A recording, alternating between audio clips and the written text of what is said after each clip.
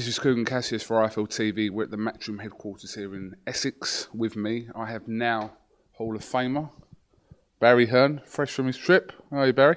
I'm top drawer, mate. Absolutely had a fantastic time, and I got the ring to prove it. Oh, I've just seen that. It's quite a size. It's a bit blingy, but it's nice, and it means a lot to me.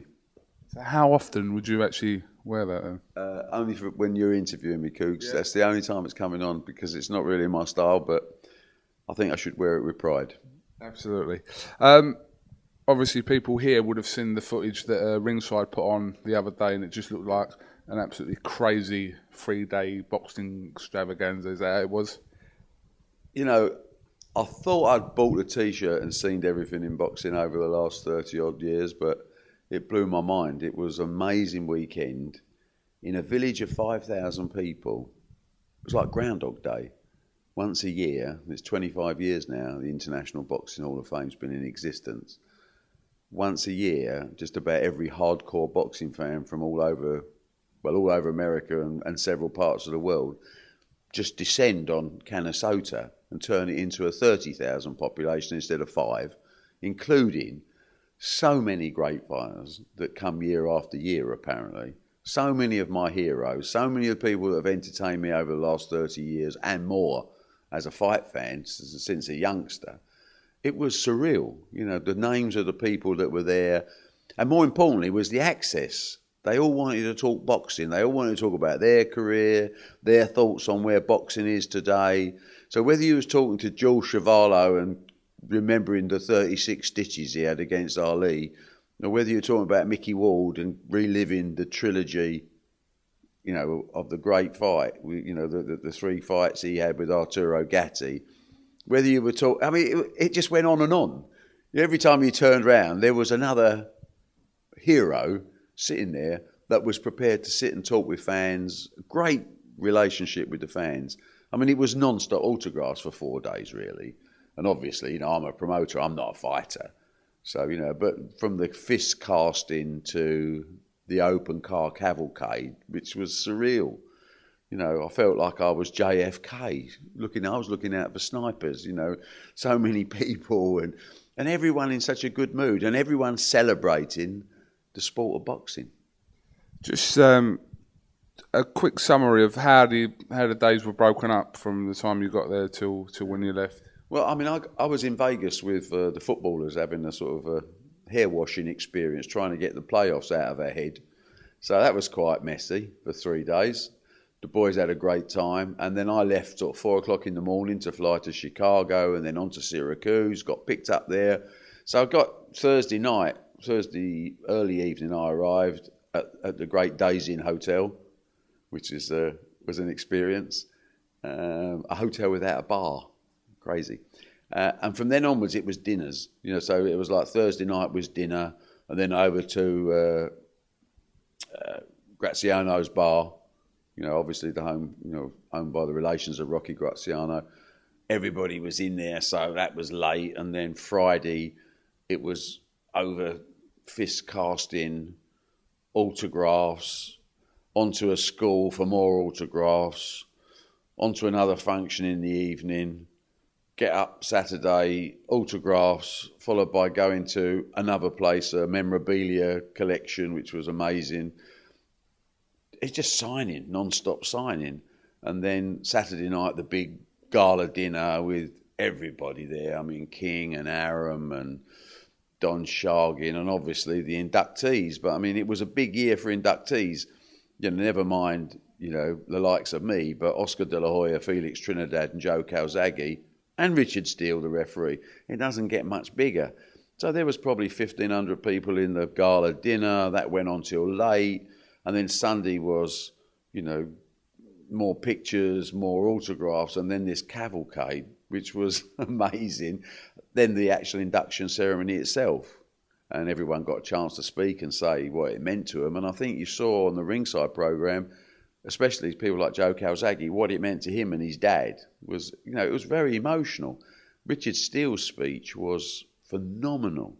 I mean, I hadn't realised, you find out so much about these people. When Richard Steele was a troubled kid at 12 years old, fighting on the street. He went to his mate's house, whose dad was the old Winky Wright, the ex-fighter. But when he went back to see his dad's mate, there were people. I mean, Sugar Ray Robinson was there. Joe Louis was there in the house. And I didn't realise when Richard Steele went to his first gym, the young trainer that first looked after him was Eddie Futch. So, I mean, these are stories that, you're like a kid watching it, aren't you? You're listening to these stories. And Richard Steele had to stop several times for the tears. It was emotional. It was a most unique experience of my life, that 4 days. Within my boxing life, I've never seen anything like it. You're a modest man. Would you have anticipated this moment of your life have coming sooner, or are you where you are now with it?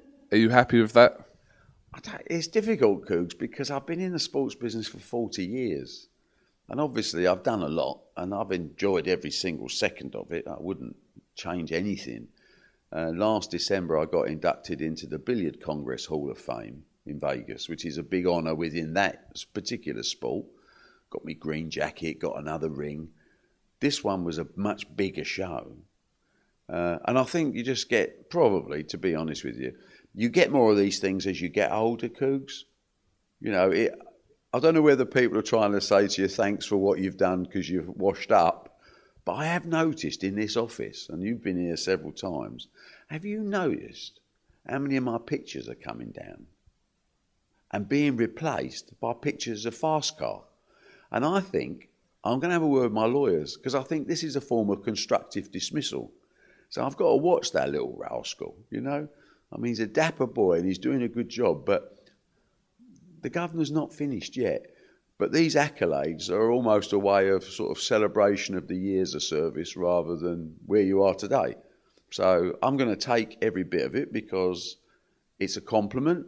I've got an ego, same as anyone else. But also it's such a pleasure to be in this sort of situation, which came as a surprise, to be perfectly honest with you, which makes it even better. What I've heard through the grapevine is that your son, every fortnight, around 2 or 3 o'clock in the morning on a specific day, will come in here and change one of the pictures, and then only one at a time, because he thinks you're going a bit old and mad, so he thinks you won't notice it, and then give it another year, there won't be a single one of you here. I think this is going to happen, Cougs. I am keeping my eye on him. I can't take away the silver spoon because he's turned it golden, so he's got me on that. I mean, the Froch Groves fight was the biggest grossing fight in UK history, with 80,000 people there. So he's done me on that. So I'm not sure what else is left for me now.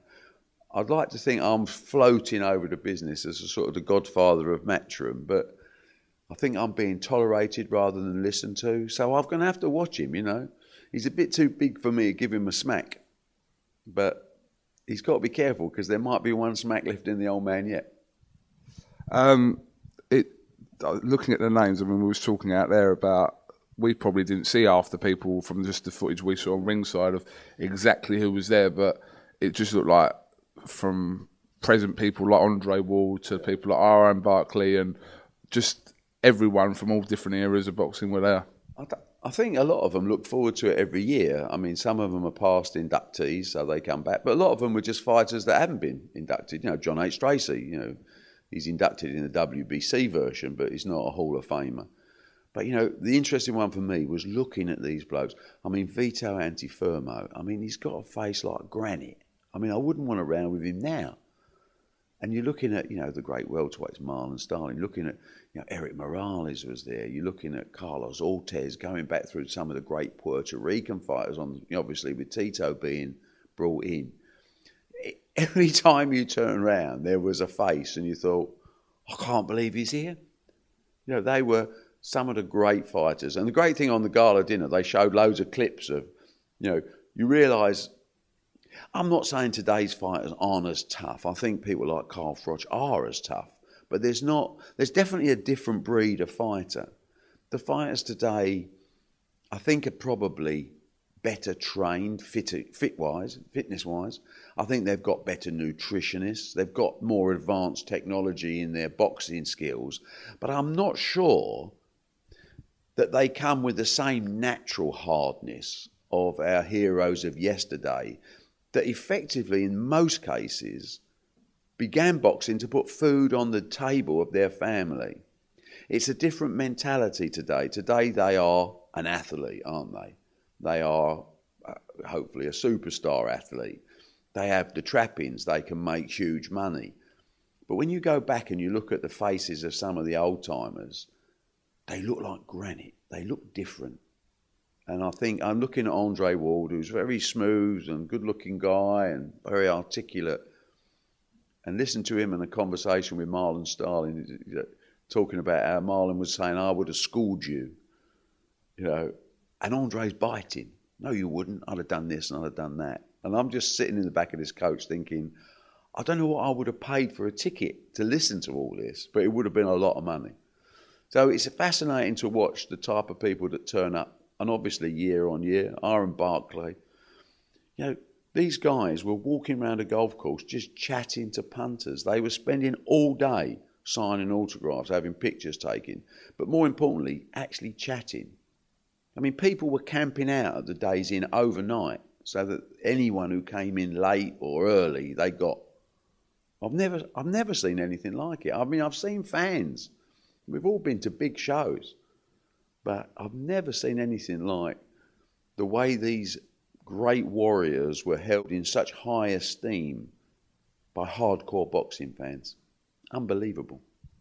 Do you get the impression with some of these old-timers that some of them find it difficult to grasp that there is a new world of boxing going on and they're not really part of that world? And I was speaking to Aaron Barclay when I was in Vegas, and he was kicking off in the MGM because he couldn't get backstage where the weighing was happening, and he was like, do they not know who I am? Like, what I've done and who I've beaten, and they're not even letting me in the weigh-in. And it was that kind of mentality. Do you get a lot of people like that, especially at places like this where they're all gathered? Well, I think all of them have got their own stories, and they've all got their own hang-ups. Vito Antifermo was talking about how it was never a draw with Alan Minter, and he was absolutely passionate about it. Marlon Starling was talking about how he would have outboxed any welterweight around today. So there's a little bit of looking back. I think the financials is what really comes to a lot of them. I'm not sure how many of those old stars are set up for life, whereas today, the equivalent fighter today would be making pay-per-view money, if you like. Interestingly, when you talk to them, the basic TV money of 20 years ago has probably actually gone down in real terms. I'm not talking pay-per-view money, I'm talking just broadcast money. And the purses that they earned in those days were actually, in today's terms, big, really big. But they didn't have the pay-per-view for the superstar status where you can actually, accumulate enough wealth to last you for your life. A lot of them are still involved in boxing, which is very refreshing, John Tate was talking about how he's doing his school. Richard Steele's got his gym. A lot of them have put something back, which I thought was very refreshing. But I didn't think a lot of them were financially secure, probably, because, and they all have their stories about, I got ripped off here, I never got that, and I never got what, but that sort of that happens in boxing all the time. I think a lot of them are still in love with the noble art. And I think that I found very refreshing, the fact that they could spend so long talking about not just their career, but boxing in general. And of course, there's always that feeling about, I don't get the respect now, because in all sports, yesterday's heroes, unless you are an absolute legend, you do get forgotten by the rank and file sports fan, not by the hardcore boxing fan. They'll always have them on a pedestal. But the rank and file fan passes on. Oscar De La Hoya walks down the street, everyone goes crazy when he smiles. And, great fighters of yesterday, Mickey Ward, who I could speak to for hours because he's fascinating, almost went, not unnoticed, the hardcore fan knew him, but, generally he looks like just another guy on the street, but was involved in 3 of the greatest fights I've ever seen. Maybe a bit early doors, it's taken you 40 years to do it, but Do you envisage the man in the next room getting there at some point? It was quite funny, Coop, when the envelope came and said, that you've been inducted into the International Boxing Hall of Fame. Eddie's comment was, "Do you think they've got the right name on the envelope?" I said, "Well, I've done 30 years and you've done about 3. So I think it's right that fighters, promoters, photographers, journalists, people involved in the sport of boxing, I think have to pay a price in time as well as ability and achievement. A fighter's not eligible until he's retired 5 years.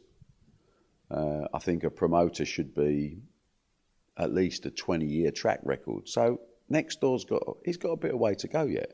I mean, he's making a good start, and I'd love to survive long enough to be the first father and son inductees into the International Boxing Hall of Fame. That would be a bit special. But if he's doing what he's doing now, and he carries on with honesty and integrity and basically working hard and trying to make fights that fans want to see, then he's going to have every opportunity. So I'd be very proud if he does.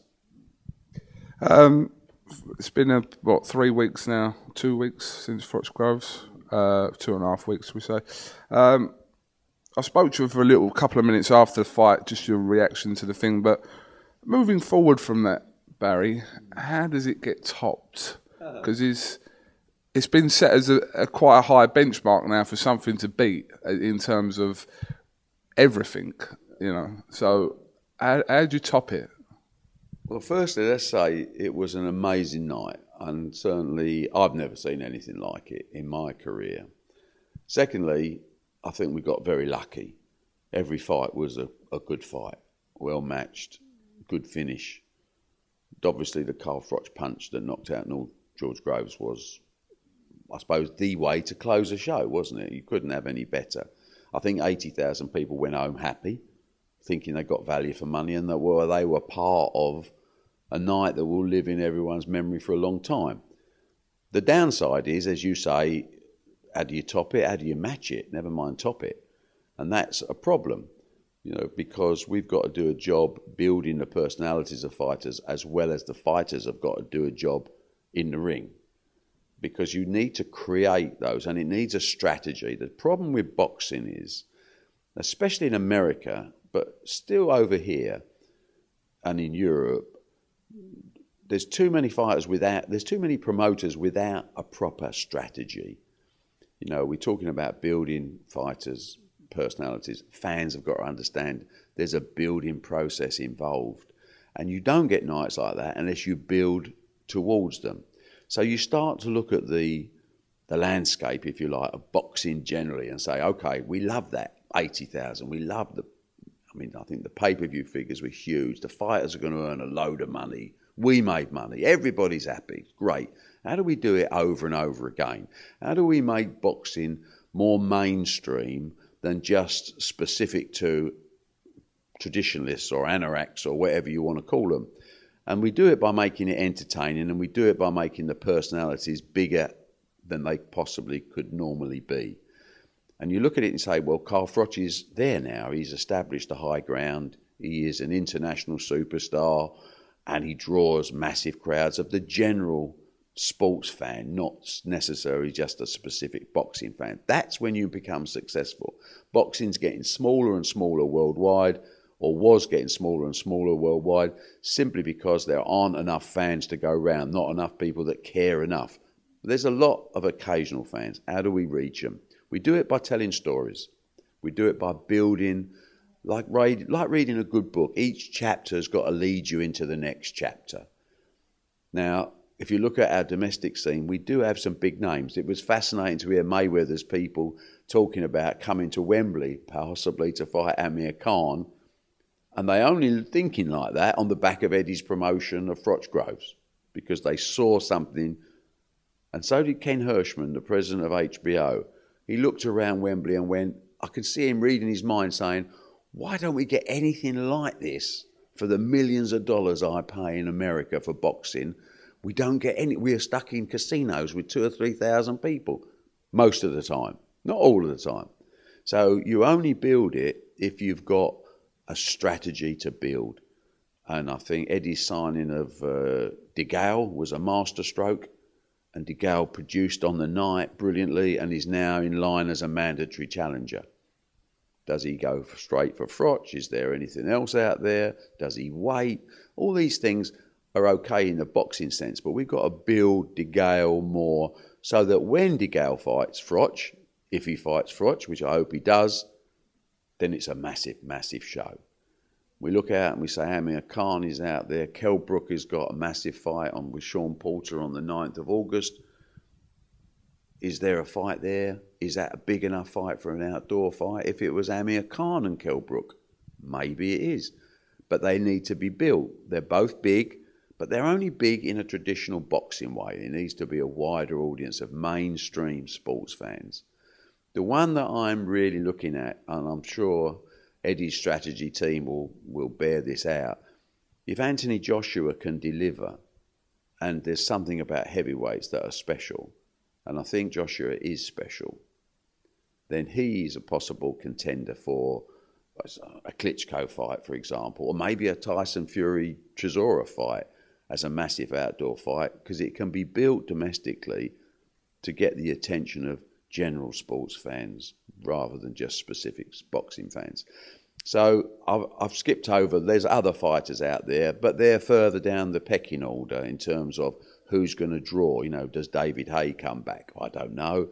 If he does he draw? There's difference between selling out the O2 or the MEN and going to Wembley. You know, Jules Groves, I think, has got a career ahead of him. I think he's a good lad. I think he's a decent boxer. He took it well. He'll learn from it. And who knows, you know, there could be a Groves Froch 3 if Carl continues to box. That's the other question. Carl's coming up, 37, 38. He's not going to be around forever. So every fight with Carl's got to be a big fight. So the interesting thing for me is having a plan for every kid's career, whether it's getting someone up to Southern Area standard and saying, son, that's your level. And we saw it with Brian Rose. You know, Brian Rose got a world title fight. No one can ever take that away from him. You know, now, he was outclassed by a really quality fighter. He earned a decent purse, certainly more than twice what he's ever earned before, but he fought for a world title, and he was honest in his assessment at the end. Our job is to get him into position. We can build the PR, the social networks. We can take the fighter and make him into a household name. He has to deliver in the ring, and that's outside our control. You know, so there'll be a lot of people saying, you know, why didn't you get Rosie's fight in the UK? Because it wasn't commercially viable, in the same way as Brooke Porter wasn't commercially viable. Now we have to ask, as we asked of Darren Barker against Daniel Gill, are you good enough?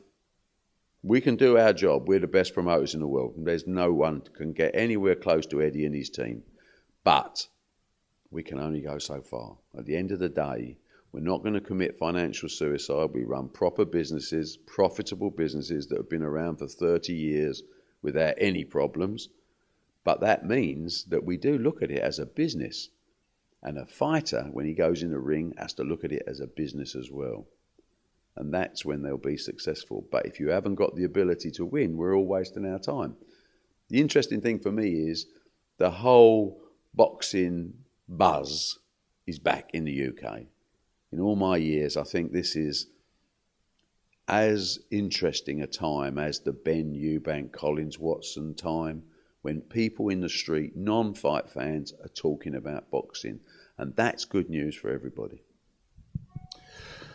Within the social media world, I know you're on the social media world, I don't know how much of it you actually take notice to, but there's some cynical people out there, or haters, call them what you want, but they sort of put the idea of what, I'll tell you what they write, because I get a tweet to me a lot of the time.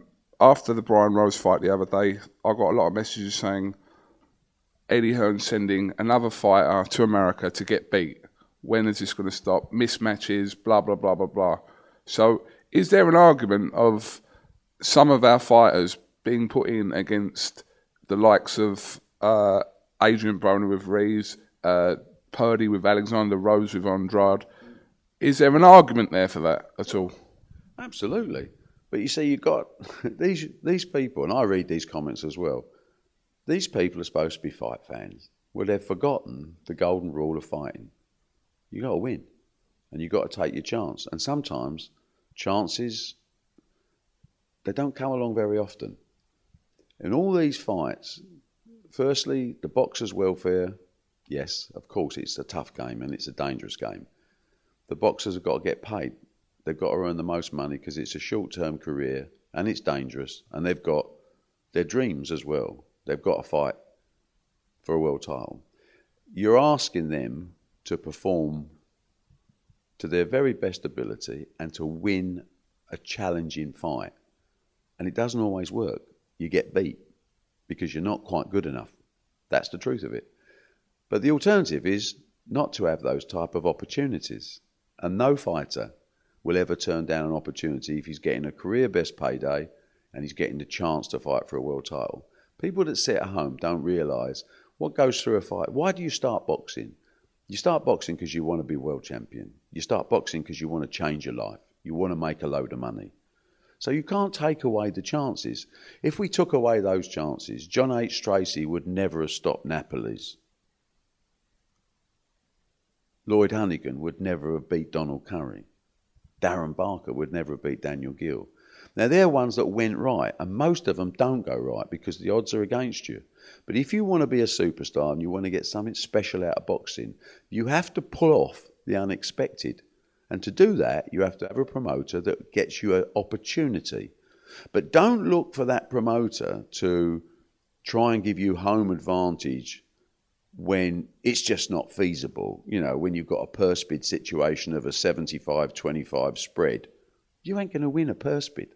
So, you know, it's unrealistic unless you're going to hemorrhage piles and piles of money. We're not in this game to hemorrhage money. We're in this game to give people opportunity. If they're good enough, then that platform will take them to superstardom. If they're not good enough, they have to look in the mirror like Brian Rose did and said, I was in over my head. That guy was special, much better than me. But you know what? I'm fine. I'm getting married. I've earned a nice few quid and I've had my chance. I can tell my grandchildren I fought for a world title. And don't forget all these people that are sent to fight. They've earned the right, whether it by eliminators, final eliminators, or being a world-ranked fighter. They have earned the right with the sanctioning body to get their chance. And no one in this world should ever take away an opportunity. As I said, once the bell goes for round one, they're on their own. And if they're not good enough, they will get beat. But isn't that what boxing should be about? Isn't it about taking a chance, taking an opportunity to change your life? Or do we just sit at home and satisfy ourselves that, okay, I'm British standard, I'm European standard. I don't really have the desire to push myself or to try at a higher level. These fighters that you mentioned can all come back to British and European standard. One of them was a former world champion in Gavin Rees. Absolutely right. But he went out and he fought a very good fighter in Broner. He put up a good display and he got beat. He wasn't good enough to win the fight. Had he won the fight, what would have happened to Gavin Rees? He'd have been a big star in America and he'd made millions and millions of dollars. He's chasing the dream. Every fighter is chasing a dream, and none of these anoraks can take away the ability to chase someone's dream. Maybe in their own life they don't have dreams. Well, I feel sorry for them. Yeah, I thought I'd bring that with you. I'll bring it up with Eddie as well, but it's interesting to listen to your thoughts on that because you're right. What are people meant to do? Not take the fight because of work? Yeah. So, listen, I think we all know anyone who studies boxing can have an opinion on someone's likely success or failure. The difference is, whether you're in business or whether you're in sport, we could all settle for something, couldn't we? We could all settle for, oh, I'm okay. That is not what real men are made of. Real men don't settle in business or in sport for anything other than the very best they can achieve. And to find out what that best is, they have to have someone that gives them the opportunity, and they have to have the courage to try to take that opportunity. If you take that feeling away, you destroy This sending them abroad to get beat. We're not sending them abroad to get beat. We're sending them abroad to see how good they are and whether they're capable of living the dream and changing their life. We're giving them the opportunity. And that's not going to change. Of course, when they make it, if they make it, their job then is to make sure that they do earn a life-changing amount of money. And I think Darren Barker's a great example. He wasn't expected to beat Daniel Gill. He wasn't expected to beat Martinez. But the fact is, he boxed out of his skin against Daniel Gill, won away from home, came back and got a huge amount of money. All right, we know injuries, etc. He had to retire afterwards. But he retired with a nice few quid in the bank. And that, how can you justify boxing in today's society at all? You can only justify it by living the dream and changing your life. Two men bashing each other up is not PC friendly in today's world. It's an enigma. But the fact is, it can be justified if it contributes to that person's life. And to do that, I'm afraid, like everyone in life, you have to roll the dice. And these people that criticise kids going abroad and trying to live the dream, I got no time for them at all, because it just shows you what type of people they are. They're not prepared to roll the dice. In business or in sport, where I come from, I rolled the dice. I got lucky, I was good, wherever. I changed my life. And that is exactly what I expect of fighters. You know, the frustration for me is I would have loved to have been a fighter and changed my life that way. Unfortunately, I couldn't fight. It's not a good start. In business, I had more chance.